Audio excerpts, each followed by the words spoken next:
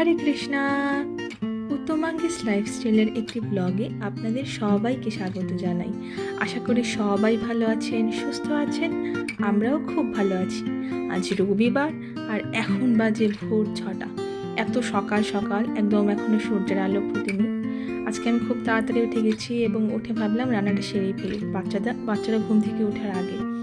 কারণ তারা উঠলে তো মনে করেন খুব ক্ষুধার্ত থাকে, কারণ রাতে তো অনেক আগেই খেয়ে ঘুমায়। এত লম্বা একটা রাত পেরোনোর পর স্বাভাবিক ভোরবেলা ওদের খুব খিদে পায়। তো আমি সবসময় চেষ্টা করি ওরা ঘুম থেকে ওঠার আগেই সকালের ব্রেকফাস্টটা রেডি করে রাখতে, যাতে ওরা ঘুম থেকে উঠেই একদম রেডিমেড খাবারটা পায়, যাতে খুব একটা ওয়েট করতে না হয়।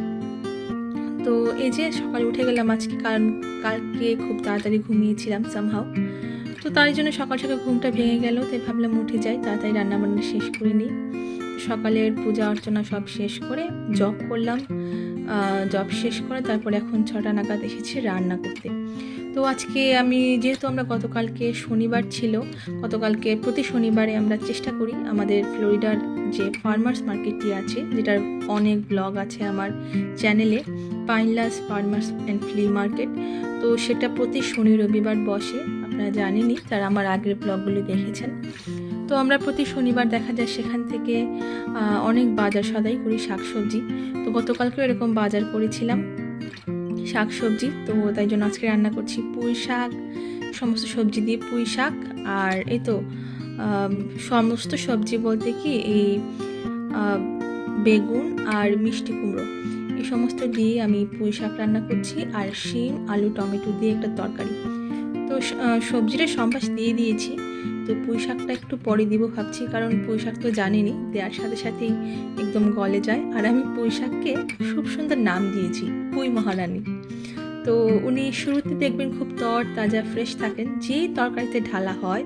যে দেখছেন না এখন এক পাতিল তরকারি, এক পাতিল শাক, তো দেখবেন একটু সময় পরে একদম মজে, যেটা বলে না প্রেমে মজে একদম গলে গেছে, এরও অবস্থা হচ্ছে এরকমই। পুঁই শাক শুরুতে থাকবে এরকম, আর যেই রান্নাটা মানে সেদ্ধ হয় এত জল ছাড়ে একদম মজে যায়। আর আমার পুঁই শাক আমার অনেক পছন্দ। তো বাচ্চাদের জন্য ভাবলাম একটু পটল ভাজি রান্না করি, একদম বাঙালি আজকে অথেন্টিক বেঙ্গলি রান্না বান্না। দেখেছেন পুঁই মহারানীর অবস্থা, একদম মজে গেছেন। তো যাই হোক, এটা তো প্রায় হয়েই গেল। আর ওদিকে পটল ভাজি আমি ঢেকে দিয়েছি, কারণ ঢেকে দিলে তাড়াতাড়ি ভাজাটা হয়। আর যেহেতু আমি কম তেলে ভাজাটা করছি পটল, তাই ঢেকে দিলাম যাতে তাড়াতাড়ি ভাজাটা হয়ে যায়। তো এই যে আমার রান্নাবান্না হয়ে গেছে, সকালের পুঁই শাক, তারপরে শিম আলু তরকারি আর পটল ভাজা। আর ফলে আছে আম, এখন তো আমের সিজন, তো তাই জন্য অনেক আম আছে ঘরে, আম কাঁঠাল। আর এই তারিখে না প্রচুর লিচু খেয়েছি। তো এখন লিচু শেষ হয়ে গেছে, তাই ভগবানকে আজকে আর ভোগ দিতে পারলাম না। তো এই যে সমস্ত কিছু এবার ভোগ দিয়ে দেবো। আমটা পরে নিচ্ছি। ঘড়িতে এখন বিকেল 4টা বাজে, আর আমরা চলে এসেছি আমাদের এখানকার ট্যাম্পার যে ইন্ডিয়ান বাজারটি আছে, এর নাম হচ্ছে প্যাটেল ব্রাদার্স, সেখানে। তো চলুন ভিতরে যাওয়া যাক, তাহলে দেখাতে পারবো কি আছে না আছে। চলুন।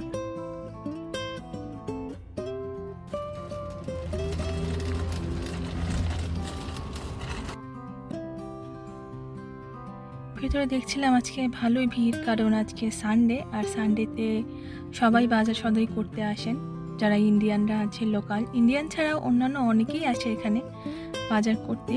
ইন্ডিয়ান স্পাইসেস সবারই ভালো লাগে। তো এই যে দেখতে পাচ্ছেন প্যাকেট, এগুলো হচ্ছে সমস্ত স্ন্যাক্স আইটেম, পরোটা, তারপরে পনির, এই সমস্ত কিছু এখানে আছে।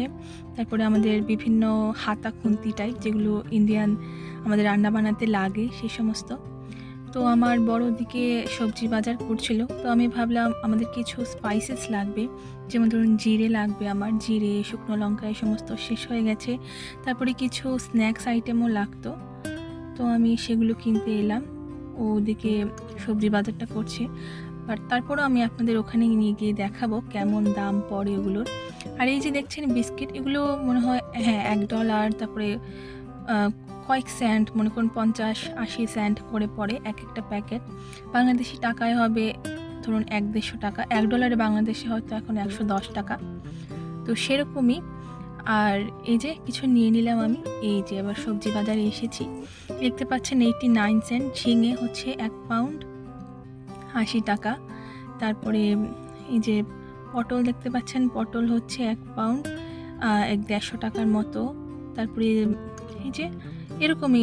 তবে সব থেকে বেশি ইদানিং লিচুর অনেক দাম। লিচু বাংলাদেশি টাকায় 800-900 টাকার মতো পড়ে যায়। তো আমাদের দেশীয় সব শাকসবজি এখানে পাওয়া যায়, কিন্তু একটু বেশি দাম। এই দেখতে পাচ্ছেন ফুলকপি, ব্রকলি, এই সমস্ত হচ্ছে তোমার $2.49, মনে করেন বাংলাদেশি টাকায় 200-250 টাকার মতো। এই যে লম্বা বরবটিগুলো হচ্ছে 150 টাকার মতো। তো এখানে সব কিছু একটু এক্সপেন্সিভ শাকসবজি, তার কারণ হচ্ছে এগুলোর যে ডেলিভারি চার্জ অ্যাড হয়, সেগুলো অনেক কিছু হচ্ছে আবার বাংলাদেশ মানে ইন্ডিয়া থেকে শিপ করে এখানে, যার কারণে এগুলোর দাম এমনিতেই একটু বেড়ে যায়। তারপর ট্যাক্সেস আছে। এই দেখুন, আমার মেয়ে অলরেডি প্যাকেটগুলো কামড়ানো শুরু করেছে, সে খেয়ে নিতে চাচ্ছে এখনই, বাট এগুলো এখনও পেমেন্ট করা হয়নি, তাই ওকে আমি আর খুলে দিচ্ছি না। এখন যা গরম পড়েছে, তাই ভাবলাম একটা আইসক্রিম নিয়ে যাই। তো আমি খুঁজছিলাম আমাদের ক্লাসিক মালাই কুলফি যেটা আছে সেটা, ওই যে পেয়ে গেছি। চলুন এটা একটা নিয়ে নেওয়া যাক। এর দাম হচ্ছে $12। তো $12 হচ্ছে বাংলাদেশি টাকায় 1200-1300 টাকার মতো।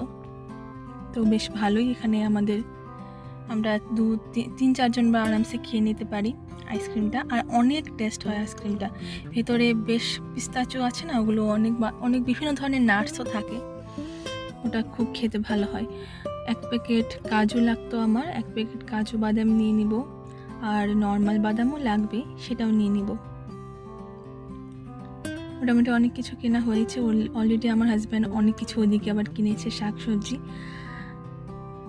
1 প্যাকেট লাগতো আমার, চালের গুঁড়ো লাগতো। তো ভাবছি কোন দিকে পাওয়া যায়, খুঁজছি। হ্যাঁ, ওই সাইডে আছে, একটা নিয়ে নিব। আর হ্যাঁ, হঠাৎ করে চোখে পড়লো এখানে টমেটো কেচাপ। তো আমরা তো আবার অনিয়ন গার্লিক খাই না, তো সেক্ষেত্রে এই যে এখানে দেখতে পাচ্ছেন টমেটো কেচাপগুলো, এগুলো হচ্ছে জেইন টমেটো কেচাপ, মানে এসবে কোনো অনিয়ন গার্লিক নেই, নো অনিয়ন নো গার্লিক। তো আমরা যখনই এখানে আসি এই কেচাপের বড়টা নিয়ে নিই। টমেটো সস এটাই নিই, সোয়াদের একটা ব্র্যান্ড। তো হ্যাঁ,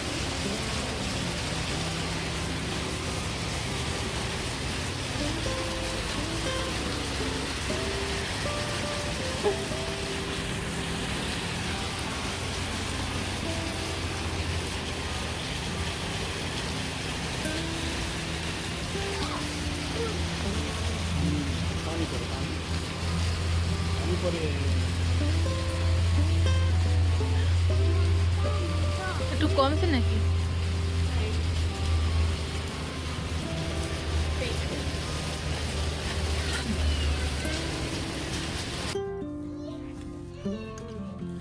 শপিং শেষ করে বাইরে এসে দেখছি কি বৃষ্টি।